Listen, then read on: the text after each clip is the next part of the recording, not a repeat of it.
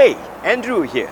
Before I start today's tutorial, I'd like to say a big thank you to each and every one of you subscribers to this channel. This is because this video that you're watching here is related to our very first video on the YouTube channel. This is our debut video, which is like so many years ago. And I shared this technique about breaking sync when you're using flash. What is breaking sync? Well, it's a big problem in photography. If you stick a flash to your camera, the highest shutter speed that you can get on your camera would be 1/200 or 1/320. That's the highest you can go. So you may turn on your focal plane shutter speed, and that will allow you to have a higher shutter speed of right up to 1/8000 of a second. But then, when you use a studio light on a remote flash, which means that if you have your flash away from your camera, you will never be able to shoot with a high shutter speed, which means that if you don't have a high shutter speed, you cannot blur the background. So I strongly advise you to watch this episode first, our very first video on YouTube, before we start. And I also know that many of you have modern flashes which cost a lot that allows you to break sync. I'm talking about using ordinary flashes, cheap flashes, and put it on a light stand and still break sync. So you gotta watch this episode. And before we start, to model first. Hi, good to see you again. I'm Shu King, and this is my Instagram and this is my Facebook. Hope you enjoy the video. And today's Let's Find Out is to answer this question. I had so many viewers asking me, like, why can't you use an ND filter and then darken the background, and that way you don't need to break sync or use high shutter speed? And that's exactly what I want to find out. I've never done this before. I did it a few times, like 10-15 years ago when I discovered this hack, but ND filters back then were not that good, and I keep getting that X. You know, when you turn your ND filter all the way to the maximum, you always get that. It's a polarizer. I don't even know what that is, but every time I try to do it, it looks horrendous. And now with the filter technology, is so much better, and then we are having sensors even smarter now. And here's what we're gonna find out today: whether breaking sync produces nicer photo or slapping on variable ND filters makes nicer photos. So the first part about this Let's Find Out is to do the break sync method, which means that I have to come to this remote flash on a light stand. Shu King is sitting there, and turn this to manual mode, which is M now. M does nothing, it's just manual mode, which means that I have to come here and adjust the power. But this flash has a sensor right here. If there's any spark of light going off, if there's a lightning, if there's a flash, it will make this flash go on. The only way to do this is to come here and turn this on to S1. Watch this episode that I did not too long ago about this S1, S2 feature. Many of you still think that you need to have a radio trigger. Radio triggers are great, but the problem is that they consume battery. You have to do like battery here, battery there on the camera, and then they cost like $200 to $300 just to own. So as long as you are not far away, there's a line of sight, your flash on your camera goes off, this will trigger this. And the mode to use is S1. So I got this on. And I'm turning off the sync because this flash, TT685 for Canon, has a sync feature, but it only works if I'm connected to a camera. That explains whether I want to have high sync speed or not. So I got that turned off, so this feature is not working. And this is the creme de la creme. Come to the power, turn this to full power. This is the only way that it will work. I know some of you may probably think that, hey, if I set it to 1/2, sometimes it works too, Andrew. Sometimes it works, sometimes it doesn't. And hey, if you have signed up to my YouTube members, which means that you get access to our YouTube backstage, you're gonna see me doing an experiment at which point the flash does not work when I bring the power down. So this is full power. What's left is to set up the camera. And then come to your camera, install another flash, make sure it's a hot shoe flash. You cannot do this with your built-in flash because the built-in flash doesn't have this capability. Now, turn this on to manual mode and drive the power up all the way to full power here. You need this because at full power, the flash duration, how long it fires the flash, that bzzz, is long enough to trigger that, and that will fire the flash. And then come to your camera, bring your f value as low as you can get, which is f1.4 on my lens here. I'm gonna bring my ISO down to 100, And I'm gonna break sync at 1/4000 of a second. Now it's imperative for you to look through your exposure meter and make sure that you're slightly negative. Okay, so I'm looking at my meter now. I'm more than a stop darker on my mid-tone here, which is a good thing because you want a background to be darker and this flash. Let me show you how it looks like without the flash firing. This is how it looks like. That's how dark the background is and that's how dark Shu King is. So when I put on a flash, oh, one more thing. It's important for you to have a Group B camera if you're owning a Nikon, because the Group C category of Nikon will not allow you to do this. You have to go into your camera and turn on auto FP, which means focal plane. Different camera have different way of doing it. So in other words, we are talking about beginner camera will never be able to have high shutter speed regardless how expensive a flash you put on here. So mine has it, so my shutter speed can go to 1/6400 of a second now, f1.4, ISO 100, and boom. That's how it looks like. That's how you break sync. At this point, you look at this picture, you realize that, hey Andrew, why is the bottom part of the photo brighter? This is because this camera, the shutter opens from top to bottom. It slides down this way. So the top part is exposed to light longer than the bottom part before it closes again. You notice this? It opens and then it closes. This part here gets more light. And because whatever you see on the photo is reverse of how the camera is, top is bottom, left is right. And that's why you see bottom part of this photo being brighter. There is no way to counter this. Okay, I need you to stop doing that punch shot. Don't do that Rohana shot. Right? That's totally wrong. It looks like somebody's hand came in and punched you up in the jaw.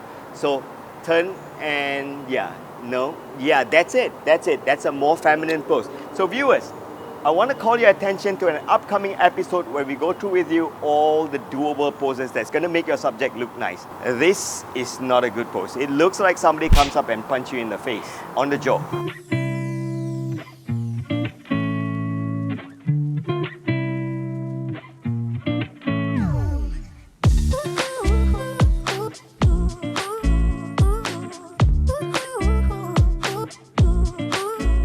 Oh, there is a way to ensure that you don't get so much of bright at the bottom, is to have this flash going up a little bit more and then angle it up.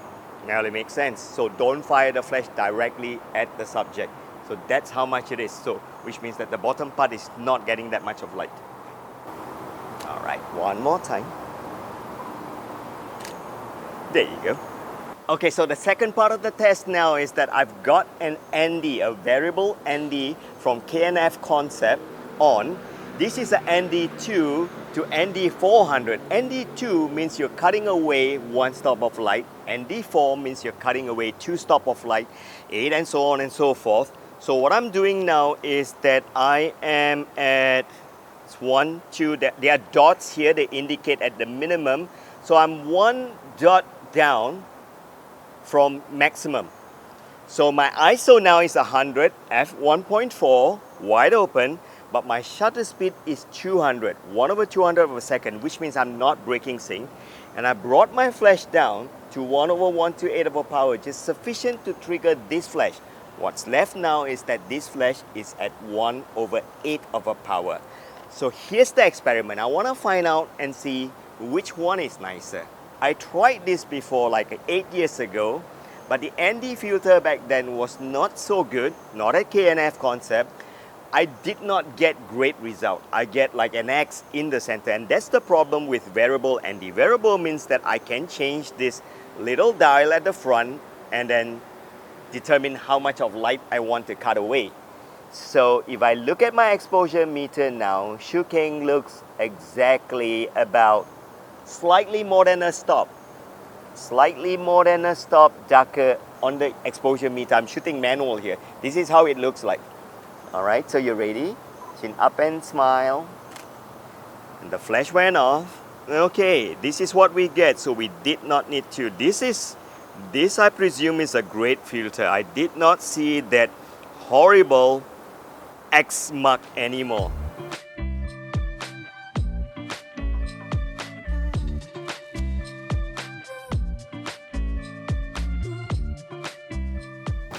This is so funny, look at it.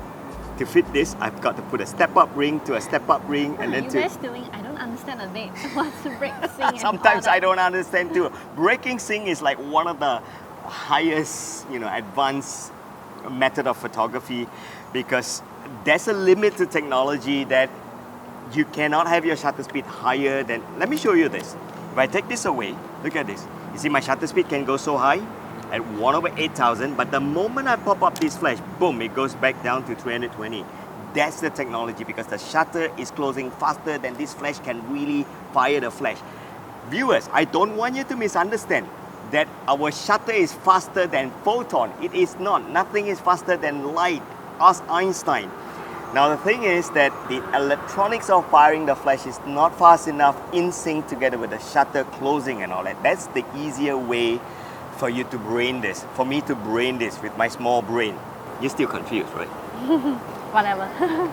So viewers, before we end, I'd like to hear your opinion. Which one you really think is a better way to shoot now in 2022? With a good variable filter like this, KNF concept, I didn't have access to filters like this like 10 years or 15 years ago when I was breaking sync. I keep getting that X. So I would value it if you head on to our YouTube community section and then look at the photos, which we clearly label which one is the one that we break sync with the flash and which one is the one that we use the variable ND filter. I would like to hear your opinion, your preferences. Okay, you must be thinking like, why I ask you? That's really important. I cannot know whether the one with the filter is better or not, because I just took this and when I look at this, they look fantastic. But the only way to evaluate this is to take all this picture, go back to the studio, ingest it on a 24-inch screen and really evaluate it. So I cannot arrive to a conclusion until I'm back in the studio. So I'd like to hear yours.